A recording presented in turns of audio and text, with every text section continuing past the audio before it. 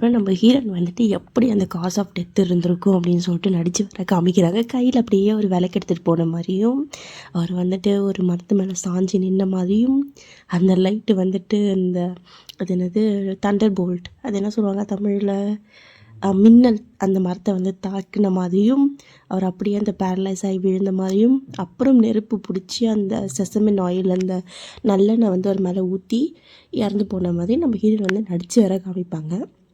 கீழெல்லாம் விழுந்து அட ஏந்துமா ஏஞ்சி நார்மலாக பேசுமான்னுவாங்க அங்கே இருக்கிறவங்க. நம்ம ஹீரோ பார்த்துட்டு இன்ட்ரெஸ்டிங்காக இருக்கே அப்படின்னு சொல்லிட்டு பேசிட்டு பார்த்துட்டு இருப்பார் வேறு. நம்ம ஹீரோயின் வந்து சொல்லிகிட்ருக்காங்க, இந்த பர்சனுடைய உடம்புல வந்துட்டு பயங்கரமான வல்னரபான இடத்துல காயங்கள் ஏற்பட்டிருக்கு. இவர் என்ன தான் கோவக்காரராக இருந்தாலும் டெய்லியும் சண்டை போடுற மாதிரி இருக்காது. உடம்பு எரிஞ்சு போகலைன்னா அந்த ஸ்கார்ஸை நம்மளால் பார்க்க முடியும். அண்ட் இந்த பர்சன் வந்துட்டு கண்டிப்பாக அடிக்கிறதோ இல்லை அடி வாங்குறதோ இவருடைய வேலையாக இருந்திருக்கும் அப்படின்னு சொல்லிட்டு நம்ம ஹீரோயின் எக்ஸ்பிளைன் பண்ணிகிட்டு இருக்காங்க. நம்ம ஹீரோ அதை வந்து வெறுக்கி பார்த்துனுங்கிறாரு. என்னாச்சுன்னா அடுத்த வீடியோவில் பார்க்கலாம். வீடியோ பிடிச்சிருந்தா சப்ஸ்கிரைப் பண்ணுங்கள்.